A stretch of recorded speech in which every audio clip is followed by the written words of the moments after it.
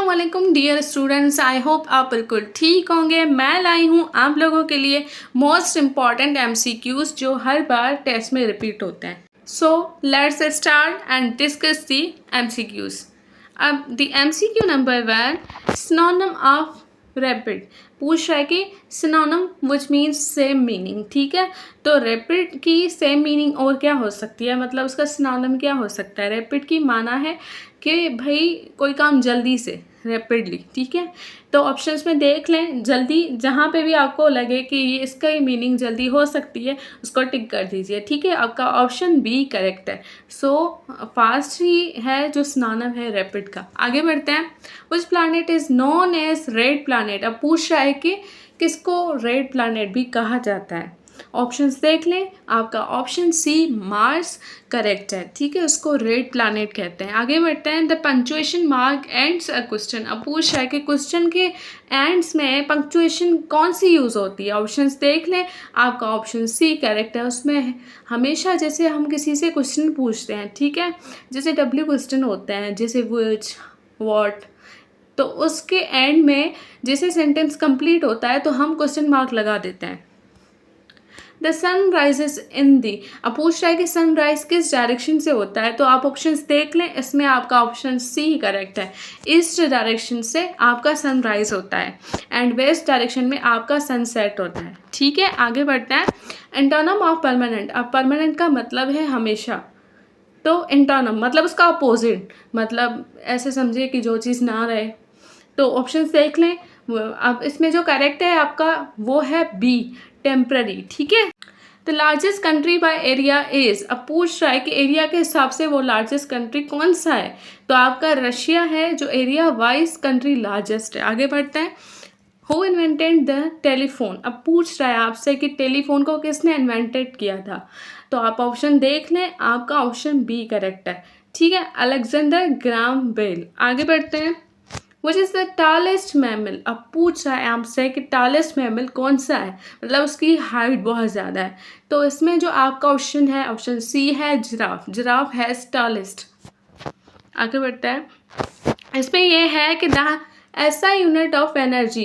अब एनर्जी का यूनिट है, अब ये पूछ रहा है एसआई में। ठीक है, तो आप ऑप्शंस देख लें, इसमें जो है एनर्जी का ऐसा यूनिट है जूल। ठीक है, बी ऑप्शन आपका करेक्ट है। Insulin is produced by which cells, neurons, alpha, beta, hepatocytes. ठीक है, इसमें जो है आपका ऑप्शन है सी, बीटा सेल्स प्रोड्यूस करते हैं जो बेसिकली पेनक्रियाज में होते हैं, तो वो आपका इंसुलिन प्रोड्यूस होता है। ठीक है, करते हैं। आगे बढ़ते हैं।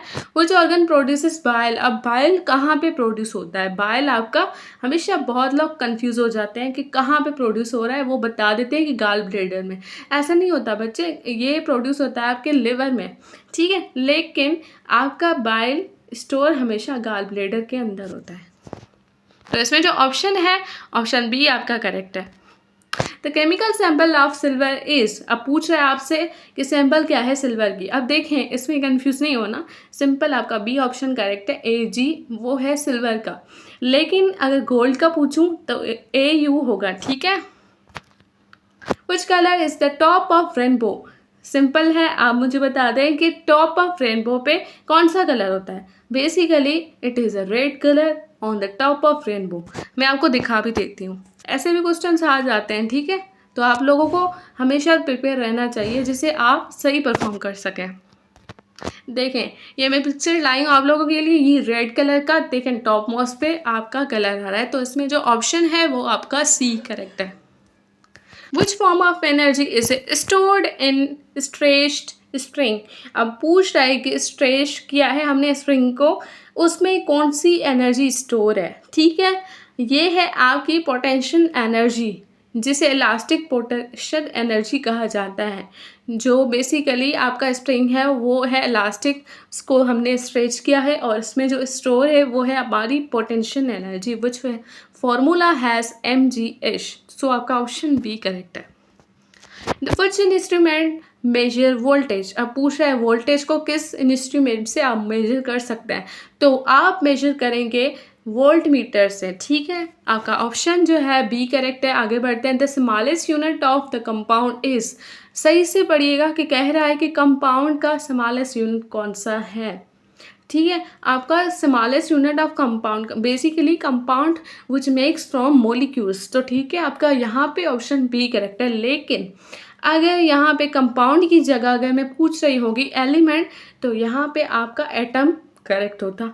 लेकिन मैं पूछ रही हूँ कंपाउंड, तो मतलब मॉलिक्यूल। ठीक है, तो आपको ये कन्फ्यूजन क्लियर करना है अपना। Which gas is commonly known as laughing gas. अब आपसे पूछ रहा है कि कौन सी गैस है जिसको लाफिंग गैस भी कहते हैं। ठीक है, oxygen, carbon dioxide, nitrous oxide, hydrogen. तो आपका ऑप्शन जो है सी करेक्ट है, nitrous oxide which has formula like N2O also known as laughing gas. ठीक है बेटा, आगे बढ़ते हैं। Which element is essential for breathing. पूछ रहा है आपसे कि कौन सा एलिमेंट है जो ब्रीथिंग के लिए एसेंशियल है, मतलब नेसेसरी है।